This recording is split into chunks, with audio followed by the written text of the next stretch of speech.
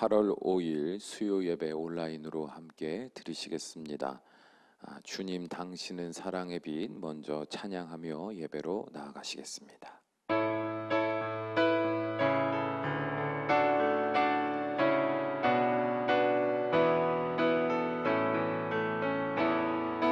주님 당신은 사랑의 빛, 어둠 가운데 비추소서. 세상의 빛 예수 우리를 비추사, 당신의 진리로 우리를 자유케 비추소서.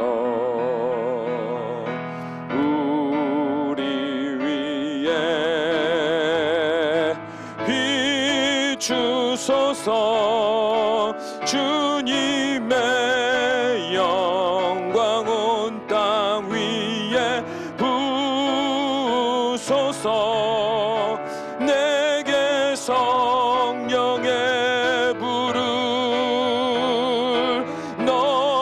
넘치소서.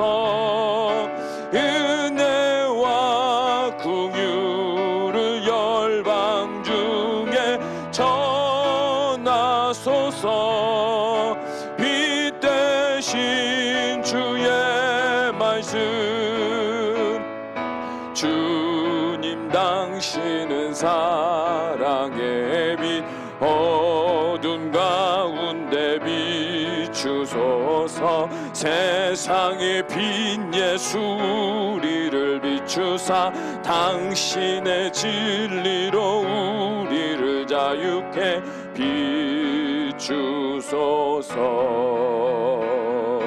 우리 위에 비추소서. 주님의 영광 온 땅 위에 부소서. 내게 성령의 불을 넘치소서. 은혜와 긍휼을 열방 중에 전하소서. 빛 대신 주의 말씀.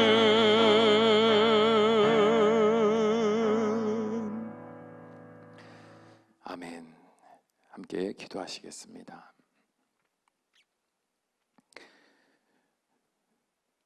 비록 비오는 장마철이지만 여전히 주의 밝은 빛으로 온 땅을 비추시며 주의 거룩한 구원의 역사를 이루어 가시는 우리 아버지 하나님, 우리가 그 은혜를 아는 자요 믿는 자요, 그러므로 그 빛의 놀라운 능력 안에 거하는 자 되게 하시니 진심으로 감사를 드립니다.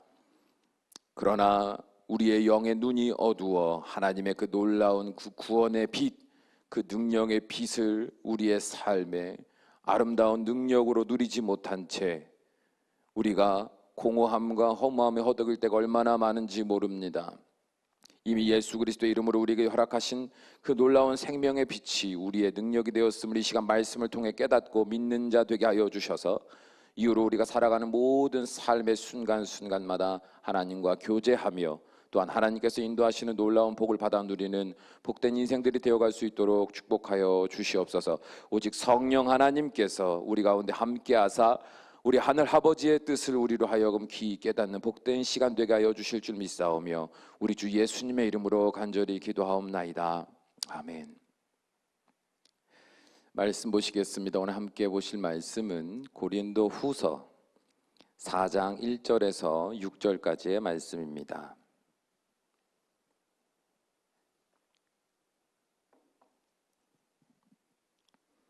고린도 후서 4장 1절에서 6절까지 말씀, 우리 한 목소리로 함께 읽습니다. 그러므로 우리가 이 직분을 받아 긍휼하심을 입은 대로 낙심하지 아니하고 이에 숨은 부끄러움의 일을 버리고 속임으로 행하지 아니하며 하나님의 말씀을 혼잡하게 하지 아니하고 오직 진리를 나타내므로 하나님 앞에서 각 사람의 양심에 대하여 스스로 추천하노라. 만일 우리의 복음이 가리었으면 망하는 자들에게 가리어진 것이라. 그 중에 이 세상의 신이 믿지 아니하는 자들의 마음을 혼미하게 하여 그리스도의 영광의 복음의 광채가 비치지 못하게 함이니 그리스도는 하나님의 형상이니라. 우리는 우리를 전파하는 것이 아니라 오직 그리스도 예수의 주 되신 것과 또 예수를 위하여 우리가 너희의 종된 것을 전파함이라. 어두운 데에 빛이 빛이라 말씀하셨던 그 하나님께서 예수 그리스도의 얼굴에 있는 하나님의 영광을 아는 빛을 우리 마음에 비추셨느니라. 아멘. 오늘 말씀의 제목은 하나님의 영광을 아는 빛 안에서입니다.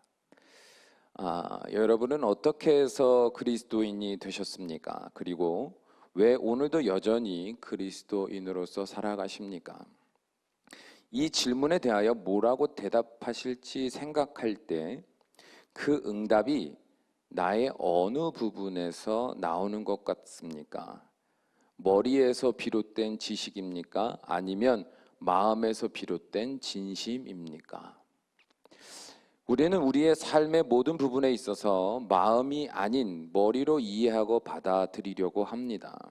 왜냐하면 마음의 중심을 이해하고 파악할 만큼 영적 의식이 부족하기 때문에 그렇습니다.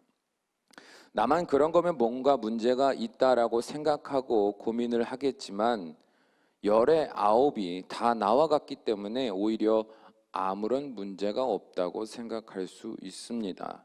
그래서 자기 주변에서 자꾸 보이지도 않고 이해하기도 어려운 마음의 중심에 대해서, 그 진심에 대해서 이야기하는 사람들이 있으면 그 사람이 유별나게 보일 수도 있습니다. 그래서 꼭 저렇게까지 복잡하게 신앙생활을 해야 하나 하고 한심한 사람처럼 볼 수도 있습니다. 그렇다면 여러분은 그리스도인이 된 이유에 대해서 다시 한번 묵상해 볼 필요가 있습니다.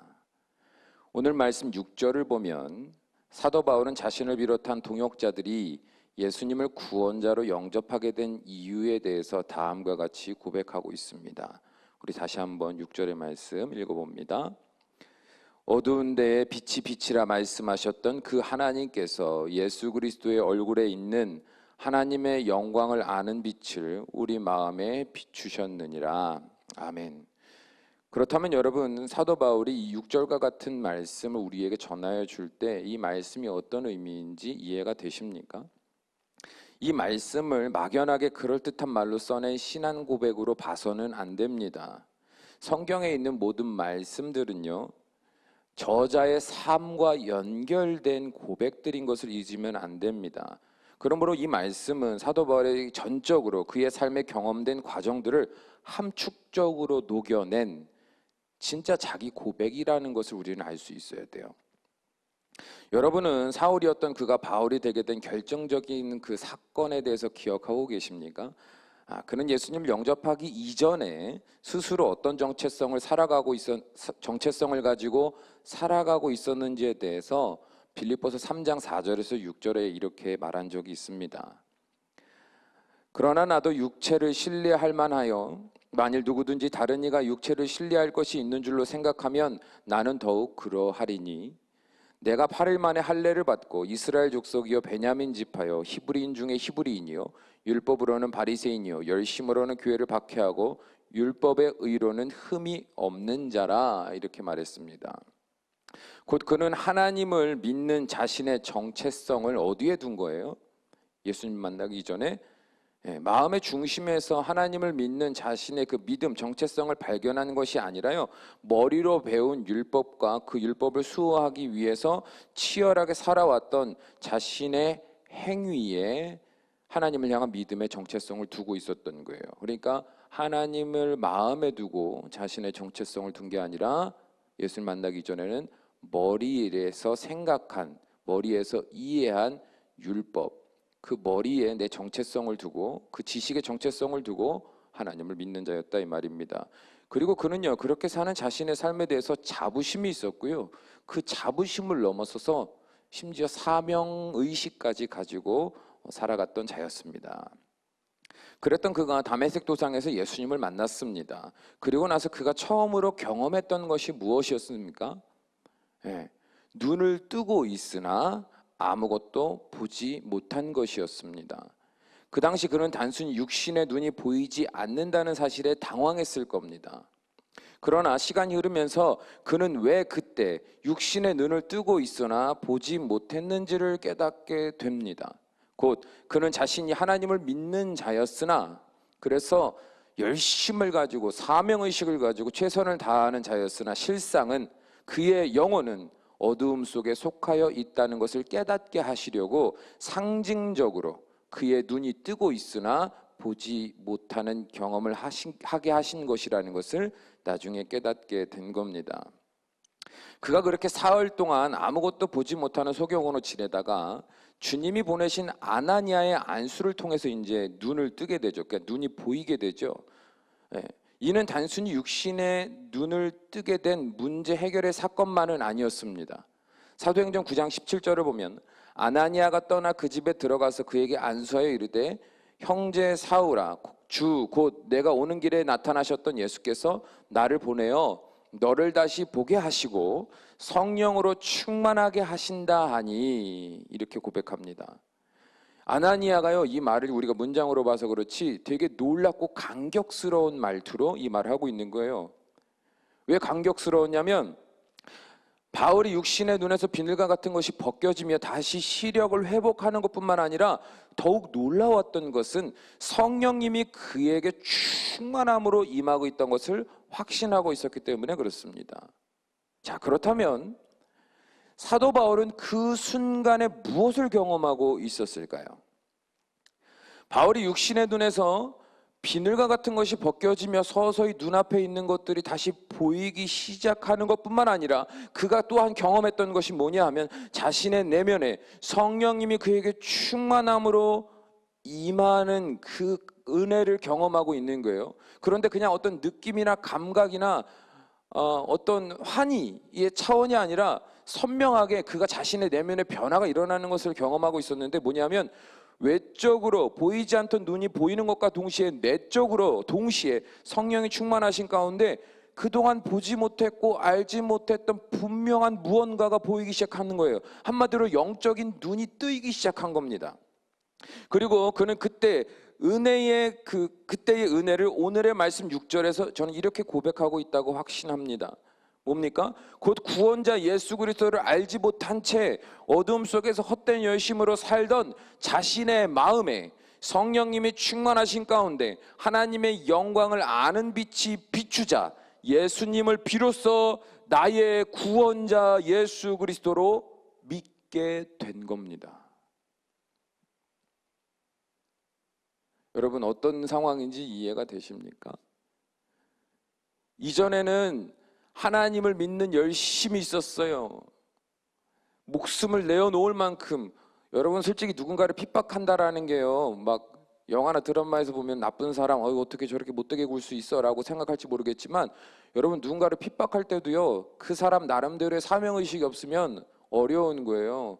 왜냐하면 핍박하는데 그 사람들이 순순히 핍박을 당할 수도 있지만 오히려 반대로 자신이 어떤 그들의 반격에 의해서 큰 피해를 입을 수도 있는 거예요. 그럼 위험 부담을 하는 거거든요. 그만큼 사도 바울은 자신이 머리로 알고 있는 율법에 대한 그 자부심, 그리고 그 율법을 지켜나가고 실천해 나가는 자신의 삶에 대한 그런 분명한 투철한 자기 확신이 있었다는 거예요. 사명의식이. 그랬던 그가 하나님을 믿는 믿음이 머릿속에 있다가 예수님은 도저히 영접할 수 없는 거예요. 머리의 상식으로는. 그런데 아나니아의 안수를 받으며 그의 눈이 보임과 동시에 그의 마음이 성령으로 충만하여 내 마음에 전혀 더 새로운 관점이 생긴 겁니다.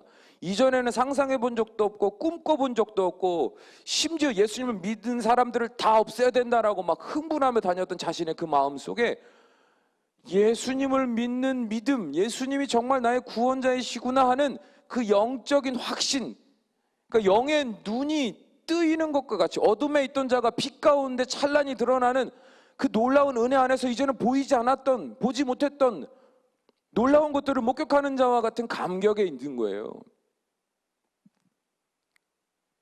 그리고 그는 이 놀라운 구원의 감격을요 어떻게 표현을 할까 생각하다가 오늘 말씀 6절에 보면 태초의 창조와 비교하며 설명합니다. 태초에 하나님께서 어두운데 빛이 빛이라 말씀하셨었을 때 즉시로 빛이 있었고 그 빛은 모든 생명의 근원으로서 하나님이 보시기에 아름다운 피조물들을 창조하였습니다. 그러나 인간의 죄로 인하여 인간을 비롯한 그 모든 피조물들은 하나님과의 단절을 맞이하게 되었으며 더 나아가 그 죄의 싹수로 인한 사망에 이를 수밖에 없는 존재들이 되었습니다. 한마디로 인간은 태초에 말씀하셨던 그 생명의 빛을 잃어버리고 다시 이전의 어둠에 갇힌 자와 같이 살 수밖에 없게 되었다 이 말입니다. 그러나 사도 바울은 성령님이 충만하신 가운데 자신의 그 어두운 내면에 다시 태초의 생명의 빛이 비춰지는 것과 같은 새로운 능력, 새로운 창조를 경험한 겁니다. 한마디로 전혀 상상도 못했던 내면의 변화가 새로운 창조와 같은 역사로 일어나고 있었던 겁니다. 죄로 인하여 죽어있던 자신의 영혼이 다시 한번 그 거룩한 생명의 빛 앞에서 새 영으로 거듭나고 새 영으로 창조되고 그동안 자신이 핍박하던 예수님이 참 그리스도시여 하나님의 아들이신 것이 마음으로 믿어지는 놀라운 역사를 경험했던 거예요. 이 마음의 놀라운 역사가 일어난다는 건 막연한 역사가 아니에요. 새로운 세계가 그의 내면에 창조된 겁니다. 여러분, 이게 거듭남이에요. 영적 의식, 영적인 어떤 정체성, 영적인 어떤 분명한 자기 확신, 믿음의 분명한 진실된 자기 고백이 나오는 게 바로 이런 부분을 말하는 거죠. 사도 바울의 내면에는요, 전혀 다른 세상이 창조된 거예요. 이게 바로 하나님의 나라입니다. 여러분, 하나님의 나라의 핵심이 뭐예요? 어떤 장소가 아니라고 말씀드렸죠. 하나님 나라의 핵심은요, 하나님이 통치하시는 곳이 하나님의 나라예요. 그러니까 사도 바울의 내면에 예수 그리스도가 나의 구원자이심이 믿어지고 그로 인하여 이전에는 머리로 율법을 지키는 어떤 의지, 행위를 가지고 살던 사람이 이제는 내면에 새롭게 창조된 곳의 왕,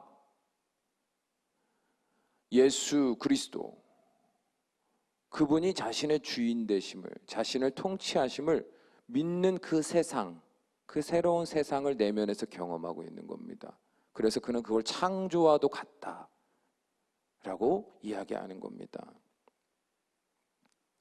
그리고 나서 그에게 이제 어떤 변화가 일어납니까? 눈에서 비늘과 같은 것이 벗겨진과 같이 그의 영혼이 거듭났잖아요.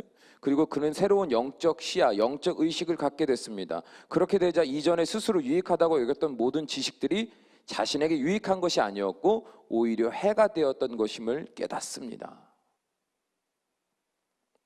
심지어 그가 이전에 옳다고 여겼던 모든 것들이 배설물과 같이 여겨질 정도로 내가 왜 저렇게 살았나? 라는 분명한 영적 의식이 생긴 겁니다.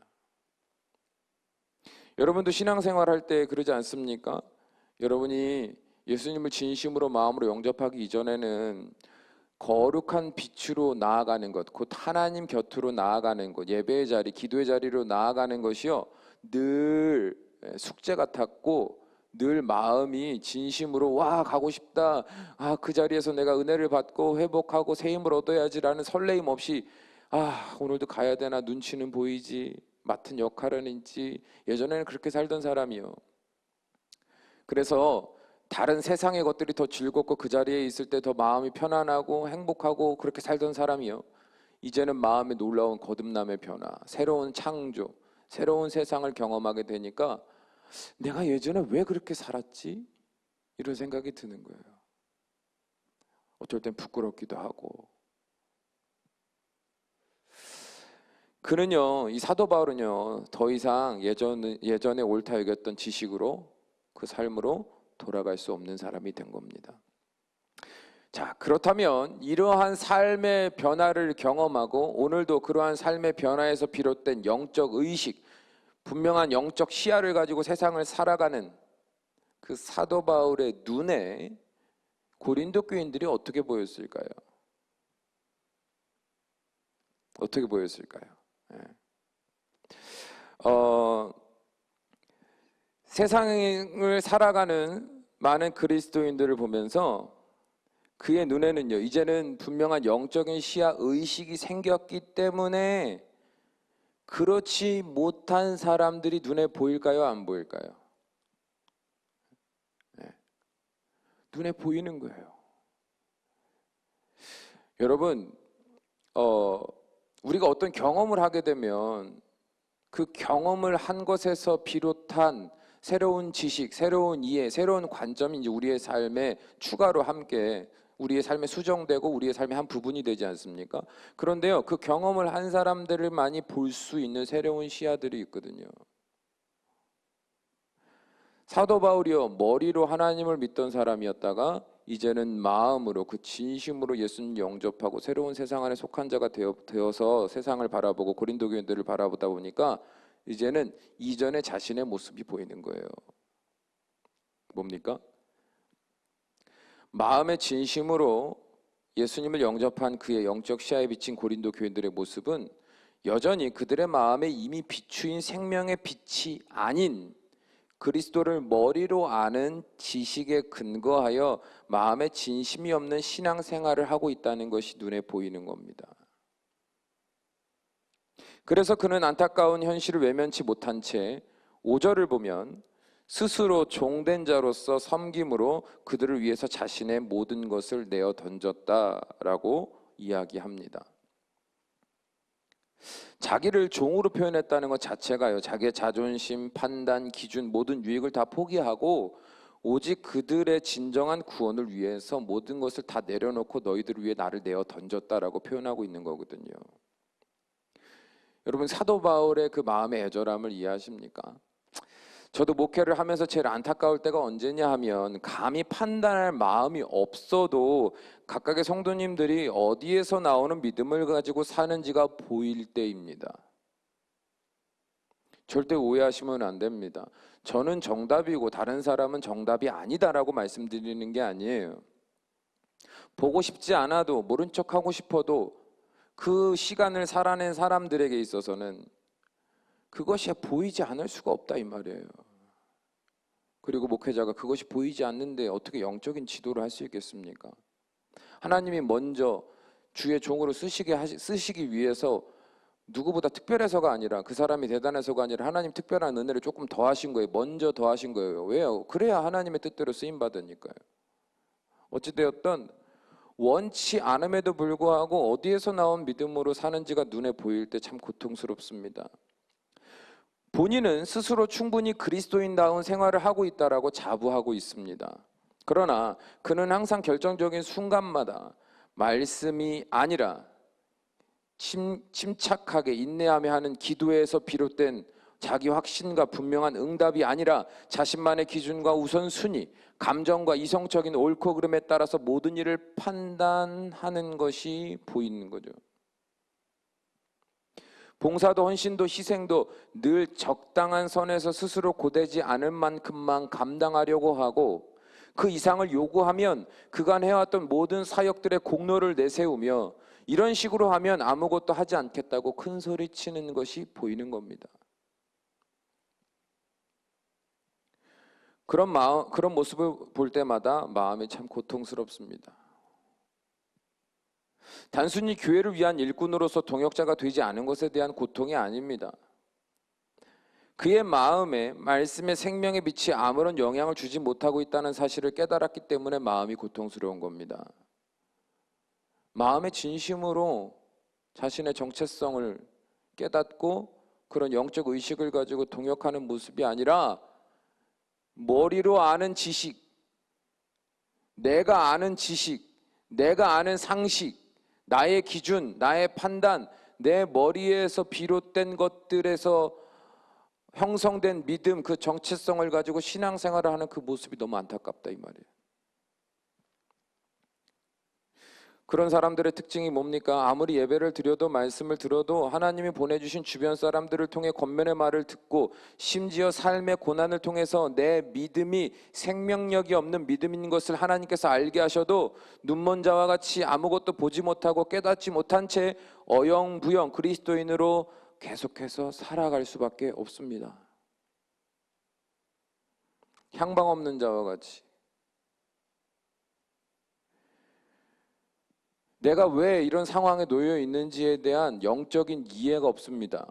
그냥 고난 빨리 지나갔으면 좋겠고 불행하지 않았으면 좋겠고 막 잘 되는 것까지 바라지도 않고 그래도 적당히 어쩔 때는 또 욕심 많은 사람은 더 잘 되기도 바라죠.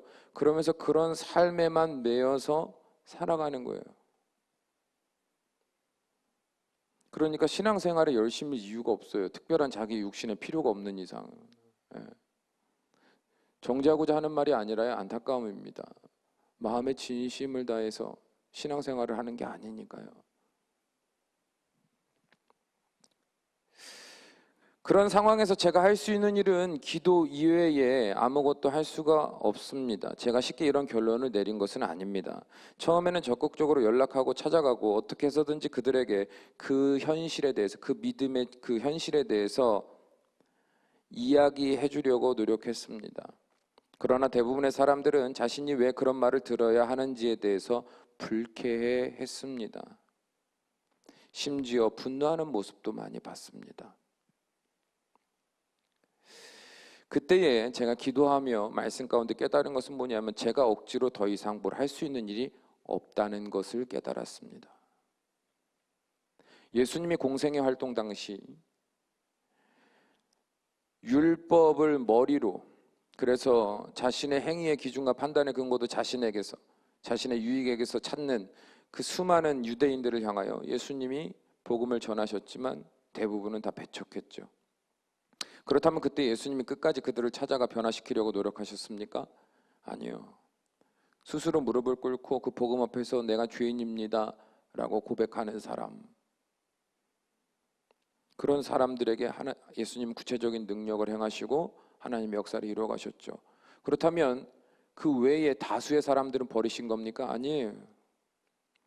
인격적인 주님은 스스로 마음을 열어 아멘하고 나오는 자들에게 복을 주시고 그들의 삶에 구체적으로 개입하시지만 바리새인과 같이, 율법사들 같이, 대제사장들과 같이 끝까지 내가 뭘 잘못했느냐, 내 믿음은 틀리지 않다, 나는 잘못된 것이 없고 나는 큰 문제 없이 신앙생활하고 있다 라고 완고하게 자신의 주장을 굽히지 않는 사람들에게 있어서는 주님은 강제하시지는 않아요.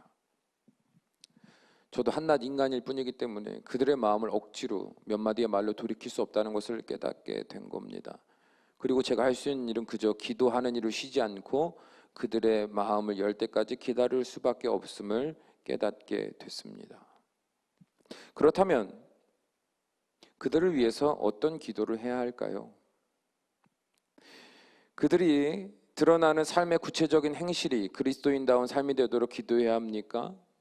예를 들면 예배에 나오게 해주세요라든지 교회 공동체를 귀히 여기는 자가 되게 해주세요라든지 이런 기도를 해야 합니까? 아닙니다. 그들이 왜 생명의 빛 앞에서도 그의 마음이 전혀 반응하지 못하는지, 왜 눈먼 자와 같이 어둠 속에서 길을 잃은 자와 같이 살아가는지의 그 원인을 파악하고 그 부분을 강도 있게 공략하며 중보하는 기도를 해야 합니다. 사도 바울은 이에 대해서 4절과 같이 이야기합니다. 4절 함께 읽습니다. 그 중에 이 세상의 신이 믿지 아니하는 자들의 마음을 혼미하게 하여 그리스도의 영광의 복음의 광채가 비치지 못하게 함이니 그리스도는 하나님의 형상이니라. 아멘. 뭘 말하는 겁니까? 곧 그리스도의 영광의 복음의 광채가 성도들을 비롯한 세상의 사람들에게 비치지 못하는 이유는 무엇이라는 거예요? 바로 이 세상의 신, 곧 사탄이 그들의 마음을 혼미하게 하여 그 광채가 비치지 못하고 있다라고 사도 바울은 우리에게 가르쳐주고 있는 겁니다. 우리는 이 말씀을 보며 얼핏 복음의 빛이 막히는 그 원인을 전적으로 사탄에게서 찾으려 할 수가 있습니다. 그러나 여러분, 과거 아담과 하와를 생각해 보십시오. 사탄이 억지로 선악과를 따서 입에 먹였습니까? 아니면 그들의 몸에 들어가 빙이 되어 그래서 내 의지를 스스로 조절할 수 없는 사람이 된 채로 자신의 의지와도 상관없이 선악과를 따서 먹게 됐습니까? 아닙니다.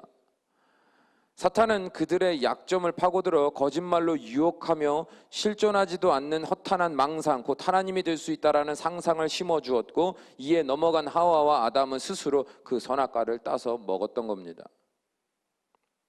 마찬가지로 사탄이 하는 일은 우리의 마음을 혼미하게 하는 겁니다. 우리 약점을 파고들어 우리를 계속 혼미하게 만듭니다. 여기서 혼미케 한다라는 이 단어는요, 눈을 멀게 한다라는 뜻이 있습니다. 사단은 쉴 새 없이 세상의 가치들을 우리의 눈을 통하여 생각과 마음에 쏟아붓습니다. 그러면 그럴수록 우리의 영의 눈은 어두워지고 그 감각은 둔해져 가고 심지어 죽은 자와 같이 아무런 반응을 할 수 없는 존재가 되어갈 수밖에 없습니다. 코로나19로 인해서 오프라인 예배가 제한되며 영적인 깊은 교제의 기회가 줄어들게 되자 많은 성도들의 영혼은 점차 세상의 영향력에 휩쓸려 가기 시작합니다. 그전에는 습관적이었던, 또 뭐가 됐든 간에 교회 안에 있음으로 인해서 은혜를 받아 겨우겨우 유지하던 그 신앙생활, 그 마음의 그 영적인 의식들이 이제는 모든 것이 어려운 시절이 되자 그 부분의 약점들이 적나라하게 드러나게 됐고, 사탄은 이때를 놓치지 않고 끊임없이 그들의 삶에 좋아하는 것들, 관심 있는 것들, 고난의 것들, 역경의 것들을 통하여 스스로 그 빛을 피하고 어둠에 거하는 자 되도록 계속해서 그들을 혼미케 하고 있는 거다 이 말이죠. 그러니 영적 의식이 흐려지고 분별이 사라져가는 겁니다. 자신도 모르는 사이 하나님을 향한 열정이 사라지고 있으며 이 땅이 아닌 영원한 주의 나라에 대한 소망과 그 소망에서 비롯된 간절한 마음의 소원이 희미해져 가고 있습니다. 그렇기에 하나님은 깨어있는 자들로 하여금 더욱 간절하게 기도하게 하시며, 또한 주의 생명의 말씀, 그 빛으로 좌우의 날성검과 같은 그 능력으로 성도들의 영혼을 흔들어 깨우게 하십니다. 세상살이에 지친 성도들에게 그들이 바라는 위로가 아니라 하나님은 오늘날 회개하라고 말씀하십니다. 눈물로 오늘의 자신의 영혼이 어둠에 갇혀 혼미케 된 것을 깨닫고 진심으로 회개하며 다시 주의 거룩한 생명의 빛 앞으로 나와 그 영혼이 치유되고 회복되기를 바라십니다. 복음의 광채가 그들에게 다시 한번 찬란하게 비추어 예수 그리스도가 우리의 주인이시며 우리의 모든 삶의 생명 되심을 믿어 흔들리지 않는 주의 백성이 되기를 원하십니다.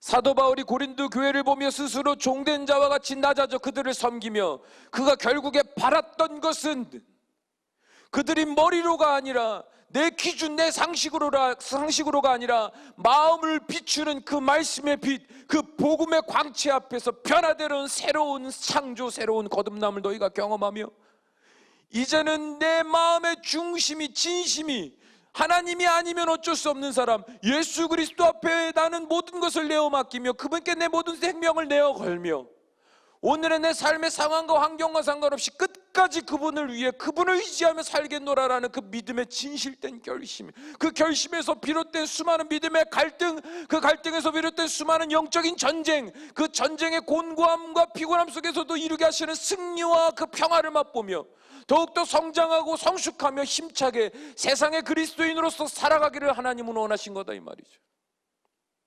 오늘날도 마찬가지입니다. 하나님이 우리에게 고난을 주신 것은 우리의 본 모습을 발견하라고 우리 허락하신 고난이라고 저는 믿습니다. 평안하다 평안하다 할 때 네가 나를 믿는 것과 같이 교회 안에 머물고 있었으나 지금 너는, 너의 마음은, 너의 중심은, 너의 진심은 무엇을 향하고 무엇을 의지하고 무엇을 바라고 있느냐, 하나님이 우리에게 돌아보라고 오늘날 이 고난을 주셨다고 저는 확신합니다. 여러분, 이 고난이 언제 끝날지, 이게 언제쯤 잠잠해서 내가 편안하게 마스크 안 쓰고 사람들 눈치 안 보고 서로 불편해하지 않고 마음껏 여행도 가고 먹으러도 가고 놀러 다닐 때가 올까? 여러분 그렇게 상상하고 그날을 기다리실지는 모르겠습니다.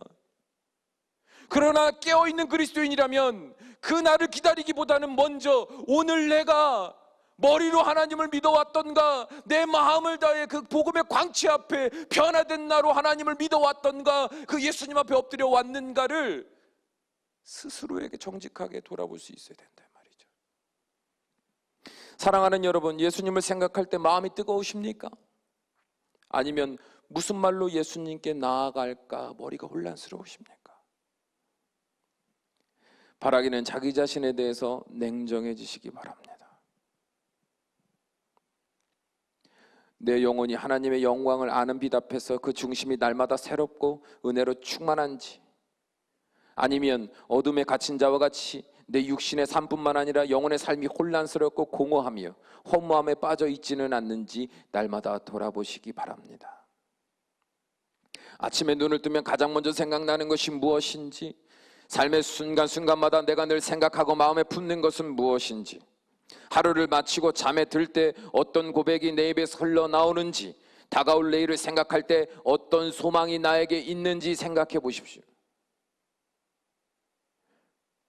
이 모든 부분을 묵상할 때 그 묵상의 근거가 내 머리의 계산인지 계획인지 내 감정인지 내 기준인지 내 판단인지 한번 생각해 보십시오. 그 모든 것들을 느끼고 묵상하는 그 근거가 말씀인지 기도인지 성령님의 깊으신 묵상케 하심과 깨닫게 하심인지, 내 마음에서 비롯된 나도 알지 못했던 새로운 질서, 새로운 주의 말씀, 거룩한 그 방향성이 이 묵상의 근거가 되는지 한번 생각해 보시라 이 말이죠.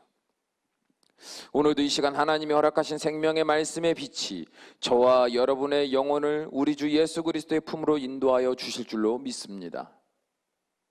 성령님의 충만하신 가운데 우리의 눈의 비늘과 같은 것이 벗겨지고 우리 인생의 찬란한 영광의 빛으로 함께 하시는 하나님을 발견하고 깨닫는 삶이 되기를 원합니다. 여러분, 하나님은 우리를 정죄하지 않으십니다. 이미 하나님의 아들과 딸 삼으셨거든요. 오늘 이 말씀이 채찍과 같이 불편할 수도 있습니다. 당황될 수도 있습니다. 그러나 염려하지 마십시오. 우리가 그래서 어떻게 해야 하는가 걱정할 필요 없습니다. 주님은 알아서 쫓아와라, 알아서 변화되라고 말씀하신 적이 없습니다.